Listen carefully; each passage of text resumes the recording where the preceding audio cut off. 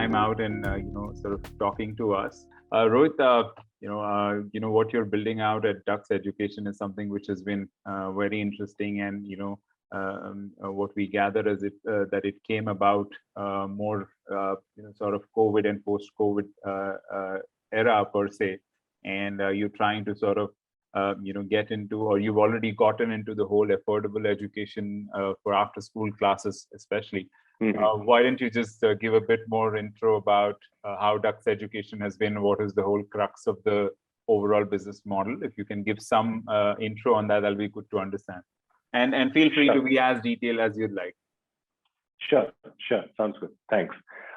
So I'll see, you spoke about affordability. Affordability is just, one of the elements that comes more from a point of view that education should anyways be affordable. It's a basic right. Nobody should have to, take out loan. I do not understand the concept of education loan as such, right? If you have to take a loan for education, there's something wrong with the system, which is a broader topic. I'll skip that for now. But affordability, I think it's a given. It's hygiene when it comes to education. What we do at DUX is way more than that.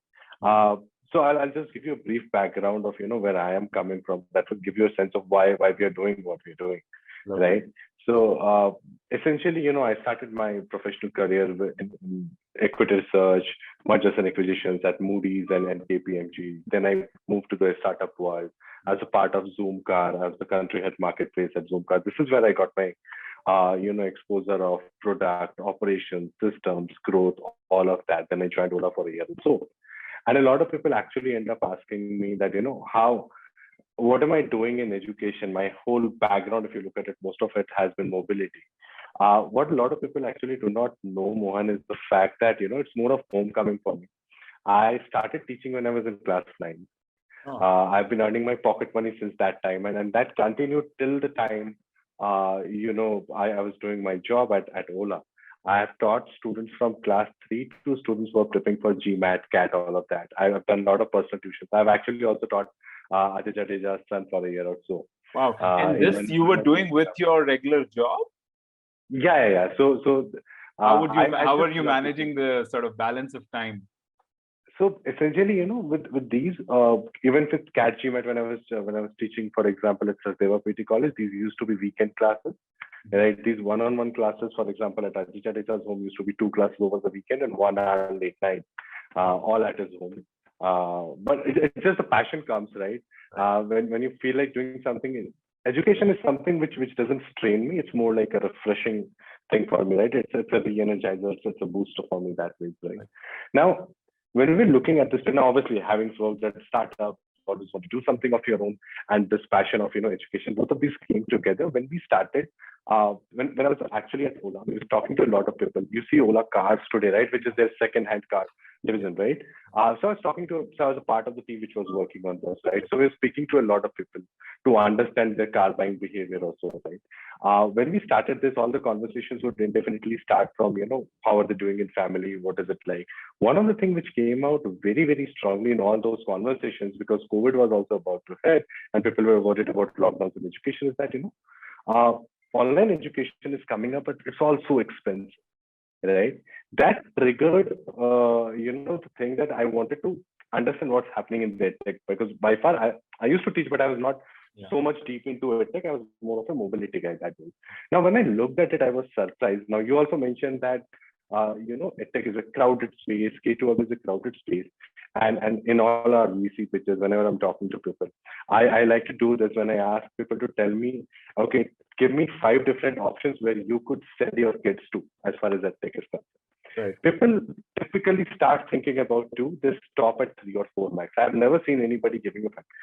Doubtnut, for example, is an EdTech player, but you wouldn't send your kid to Doubtnut to study. It's a product, it's a feature, right? It's not a K12 solution that way. If you look at it, you would find you have a Vedantu, you have a Suflan, and you have an open house. But again, the last 2 names also I said are slightly unknown names if you look at it, right? I stop at 4, being in the sector. So it's a slightly unpopular opinion, but K12 isn't as crowded as it seems.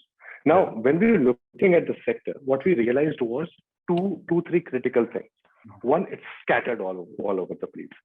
Somebody's doing just content, somebody's doing just doubts, somebody's doing just touch, right? Somebody's doing just live classes, which are basically broadcast-based classes, one way. Right? What I realized is, even when I teach, a lot of what we do comes from our own experiences as teacher, is the fact that technology had taken the front seat, education had taken a back seat. The role of teacher essentially had come down to merely reading out of PPTs. Wherever teachers were there in a lot of products, teachers were not even a part of the whole equation. Now we believe that when education comes, the teachers have to take the front seat. Right? The role of a teacher goes way beyond just delivering lecture. The right teacher will actually end up inspiring, motivating, and pushing your kid. Right. And that is what we do. We help the teachers to deliver lectures, to deliver classes in a format that we have designed. But all of this is controlled by us as such, right? So it's a teacher-first environment, right. Small batches, important because kids need attention. You cannot have one way, right? Even if you ask in a professional learning setting, I would rather prefer a discussion-based approach than a one-way, broadcast-based approach. So all our classes are discussion-based, interactive classes, just 10 students. Just 10 students, is it? In a batch? Max. Lovely. So and that's also a differentiation compared to what many others are doing, where many more students are part of the class and maybe the personalized attention doesn't get into the picture. Definitely. So another thing which actually, when we're looking at the tech sector is the copy paste model from China. So you'll see a lot of guys doing 2-teacher model, chat as a doubt solving tool, which really doesn't work, right? So for example, in our classes, we do not ask the students if they have a doubt to put it in chat box. Right. See, what happens is, let's say I'm a teacher. I am delivering a lecture. You are the student. If you did not understand this, students will have a tendency to just raise the hand and say, I did not understand it. If they have to put it in chat, they'll have to properly describe what is the issue. And the teacher by that time is already moved ahead.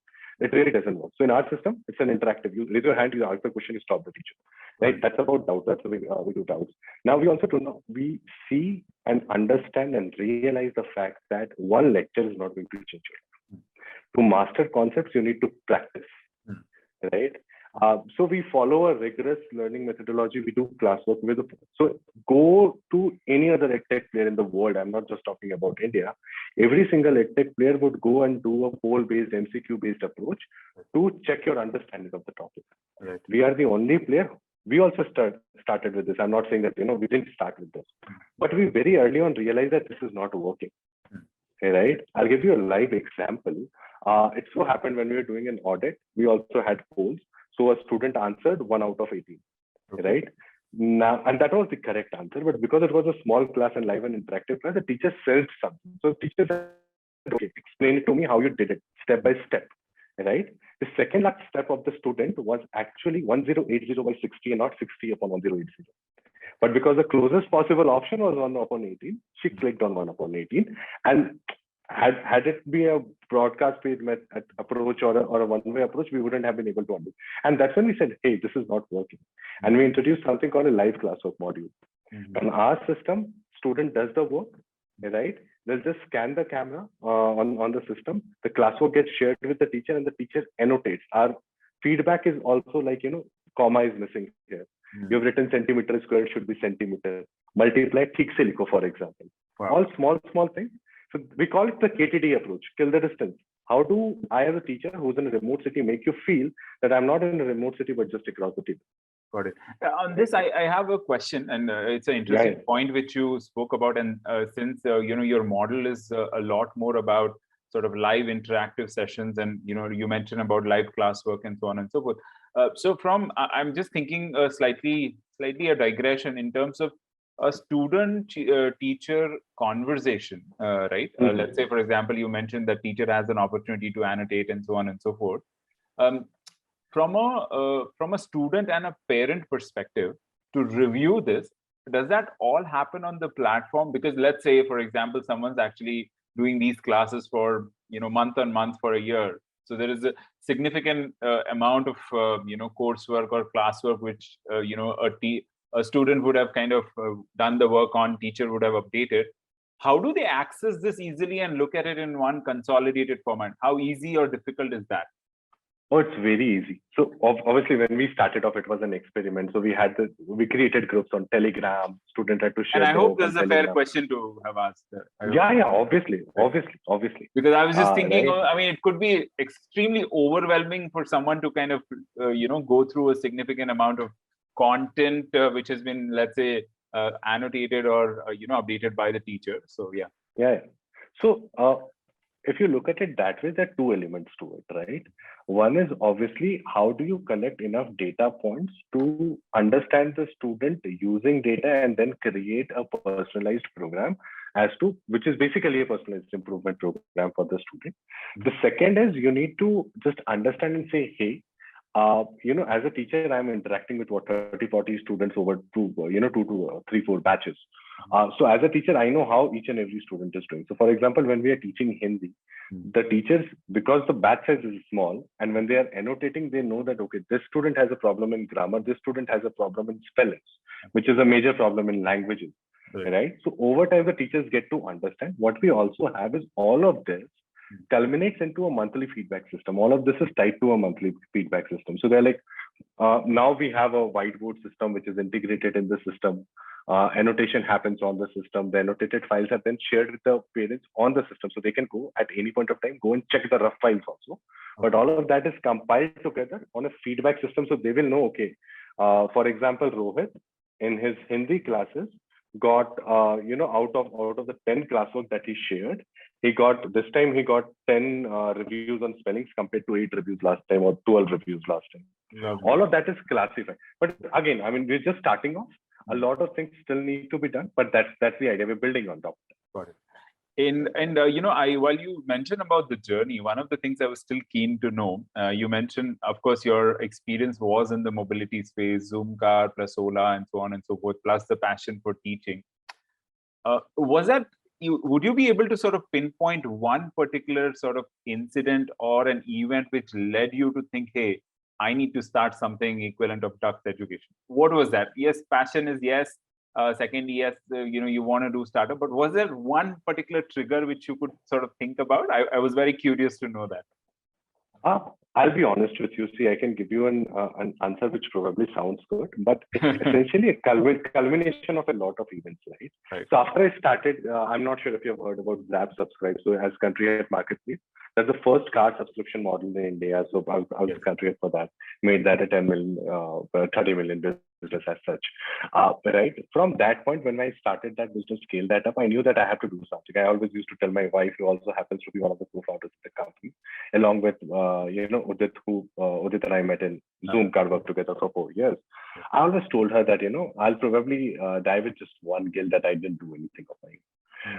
Right now, I always wanted to do. I think all of this started culminating from the conversations that I started having with people in Ola for the Ola car segment, and that's when I said, hey, this sounds like a big opportunity. Obviously, it has to make big business sense also, right?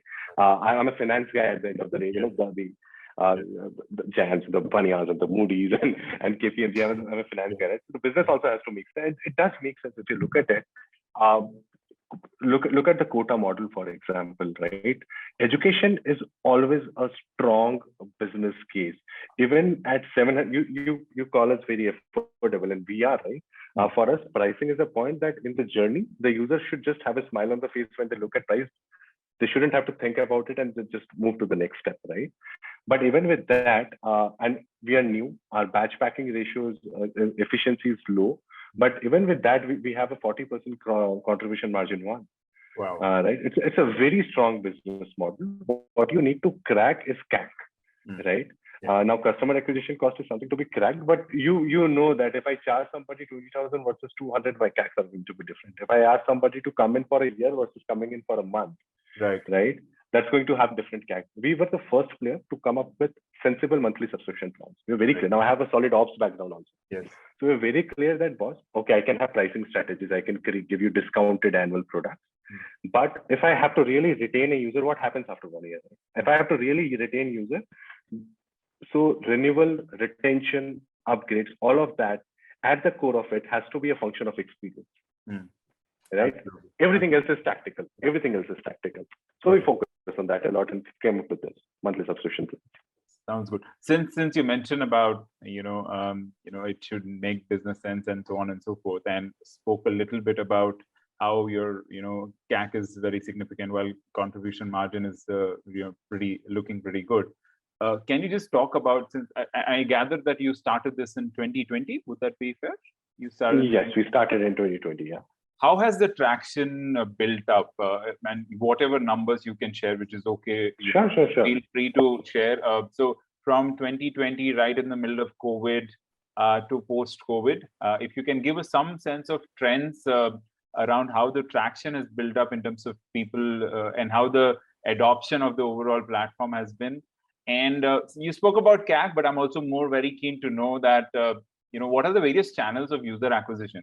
More keen to know that, because yes, CAC will over a period of time sort of maybe optimize if there is a great moat in the business model. So would love to hear some of these aspects and also how you're sort of, how the teachers come on board as well. Is it like a fixed template where you have a certain set of teachers for all of that, or is it, how does that model work? So if you can cover these 2-3 aspects, that'll be great.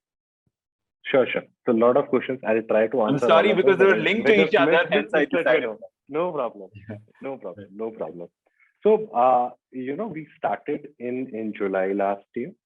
And when I say last year, I'm just 2020. Last year, July 2020 now. Right. Yeah. Right. And we were in beta till March. Now, our idea was we gave it 7-8 months, and we said, hey, if I have to just get users, that is not PMF for us. Right? For us to say, okay, this business makes sense, we need to have users who are ready to pay cash month on month. So we are not in the business of just gathering users, right? Free may, I believe, and these are like personal beliefs, will happen. So during the beta period, we did so now the audited company reports are also filed. We did a revenue of roughly 12+ lakhs in cash, all cash in the bank. These are not like dummy numbers as such, right? So we said, okay, this is now making sense. So we went out in the market in April of last year, that's 21.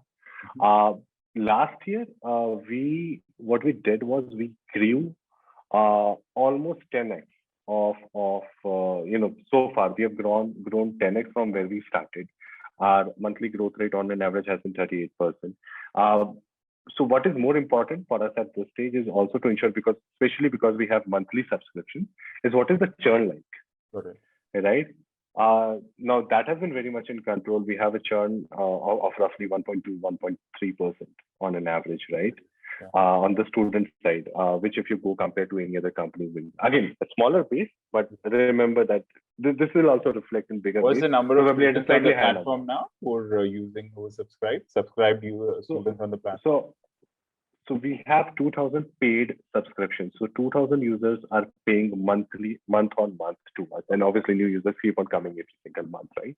What was interesting was, I'm not sure if you're aware of this, but around September, October, November, this period, schools started reopening. The physical tuition started reopening, mostly in tier 2, tier 3 cities. Now, at that point of time, because you asked about COVID and post-COVID as well, at that point of time, we had our internal target saying, "Ki boss, there can be only 2-3 cases. One is everybody goes, says, boss, I'm going back to my physical classes. I don't want this. This was just a stopgap arrangement for me.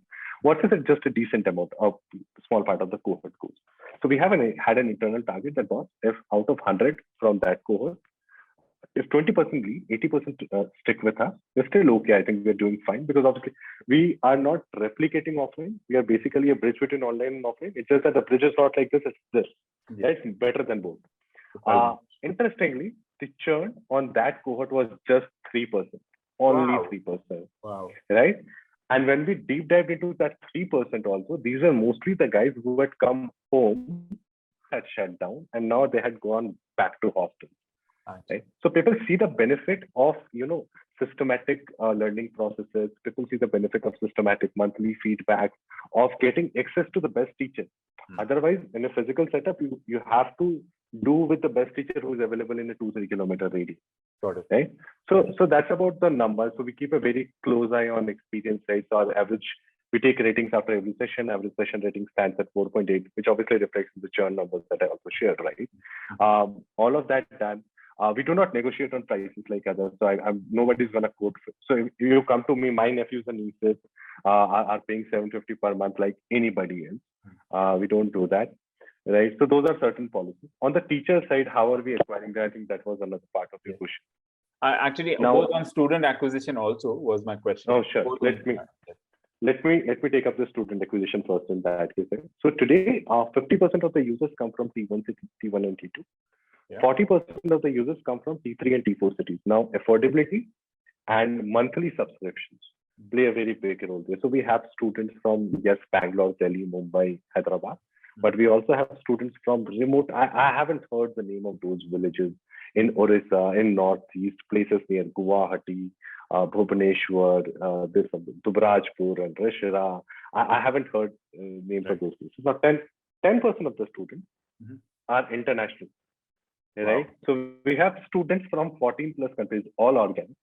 Right? People talking to people has done that. So I have today on practice, it's a small number, 10% of 2,000, right? But we have students from US, Canada, Australia, New Zealand, Middle East, so Qatar, UAE, Dubai, right, Philippines, word of mouth, Bangkok, all word of mouth. All basically these are all relatives of existing students, or then the neighbors of people in those countries. And others, sort of, significant chunk of 2,000, they would have found about DUX via what, performance marketing, digital, no, anything? We've done some experiment. It doesn't seem to play well with us. See, what we did was we obviously did a lot of network effect, in the sense that we started with WhatsApp forwards in our groups, asked our groups to forward. We made a base of roughly 100 200 students like this, and then the word started spreading. We have tried some email marketing that also does really well for us now. But now that we scale up, we've done our experiments and now are going. We are distribution first, by the way. So now with distribution, the problem statement is how do I get into each and every household, relevant household, right? Foot soldiers is not the answer, right? Trust dilute hota hai. We do not believe in diluted trust. At least in a business like this, the trust is very important. So we are in partnership with Apna, Complex, Adda, which are your apartment society management tabs. You'd see us there. We get a lot of leads from there as well. Right? So there are multiple channels for that. But organic seems to be playing best for us. And that's the go forward strategy in terms of scale as well, or what's, and maybe that's also tied to that was my next question going to be, is something related to funding. What is your sort of current status, and how are you looking at?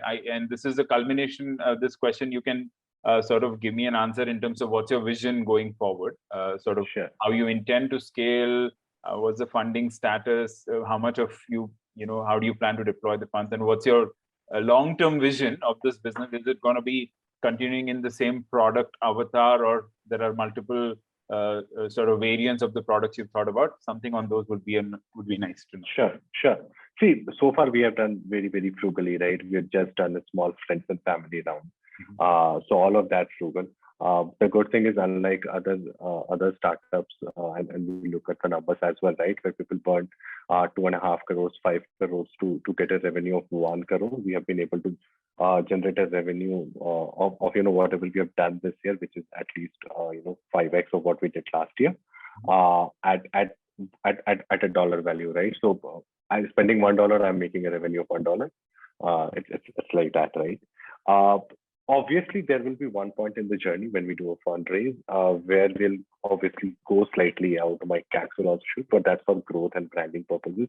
You understand that journey, right? So that curve will come in, obviously. But today we play big on community angle. It's a very tightly knit community. Students talk about us. If you go, search our Facebook pages, you'll see tags where people are actually random, and you'll see those with grammatical errors and all of that, right? People talking about us by themselves, right? People sharing, okay, I got a good in the class, I got 19 out of 20 in class, all of that, it just makes them feel right. That really helps us. But yeah, I mean, see, essentially at the end of the day, we'll obviously, when that part of growth comes in, we'll obviously also be spending some bit of that on Google and Facebook, other digital marketing channels. We'll also do our branding efforts. But we don't plan to go crazy.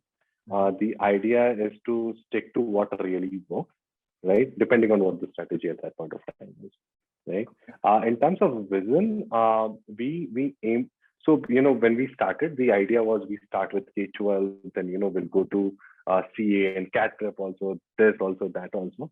But as we started talking with these guys, right, these kids, and I talk to at least 10 kids. I attended at least 3 classes every day, even today, and so do my co-founders. We realized there is a lot to be done just for this sector. Mm-hmm. So probably as of today, see, you understand things are fungible, Yes. right? Things are slightly fluid. But my belief is there's so much to be done for this sector. We'll probably stick to this. We start with curricular. We'll also do some co-curricular, extracurricular. We might do some counseling session also. We might do something for the parents also. For example, we had a specially curated course, English for English, for mothers of students mothers of students who are already enrolled with DUX. People loved it, right? Confident parent translates to confident kids, right? So we did that, but there's so much to be done here. We'll probably, stay here and do that bit. The idea is to become one-stop shop for after school requirement for kids. So that is why when we started, it's not कि यहाँ पे सिर्फ math science होता है. We do English, we do social, we do Hindi, we do Kannada also. We're introducing Telugu also. We do French also. So आपको जो चाहिए पढ़ाई के लिए, you'll get it here. That's it. Lovely. And last couple of simple questions. So one is just as a sort of entrepreneur and someone who's sort of started this business, right? And the sector in which you're operating in as well. There is of course, yes, like you rightly pointed out, maybe there is not overcrowding, but I feel, and this is a very personal view, that I believe that there is some bit of consolidation which is happening and can happen. So as a business, the way you have sort of, you guys have thought about this is saying, stay standalone and grow, or if there is a consolidation opportunity, you look at it. Is there any thought at this point in time? Maybe it's too early to talk about, but would love to pick a quick thought on that. Yes. No. See, we definitely keep on discussing this. In fact, we've gotten a couple of offers already.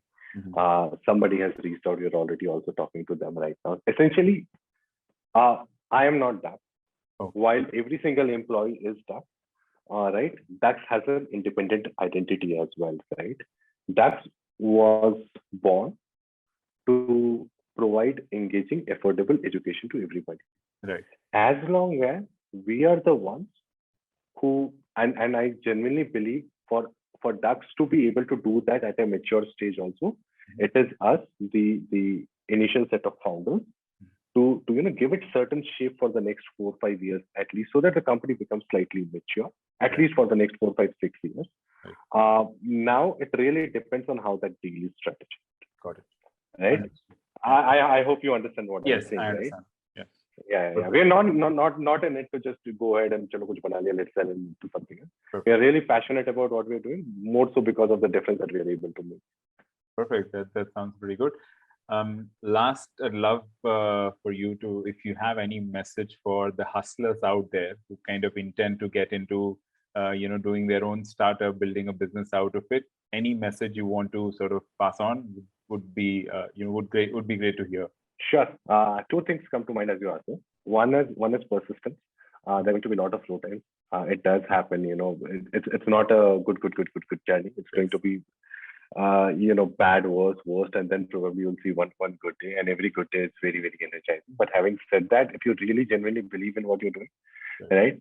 Passion is one thing, it also has to translate to business. But if your users are happy with you, don't let go. Right? The winners of today have come through a long journey. You look at anybody, right? You look at Byju's, Unacademy in my sector, right? You look at anybody. Vedantu, for example, Vedantu has had a first very, very tough journey, but they've done really amazing work, right? That's one.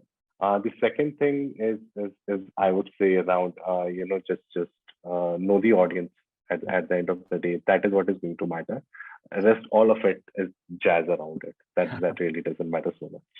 Lovely, Rohit. Thanks for your candidness and transparency. I think really enjoyed the overall conversation, and I hope you did as well. And wish you all the best with your business, and we'll definitely be in touch, and look forward to sort of interacting with you more as we progress. Thank you. Thanks for your time. Thank you so much.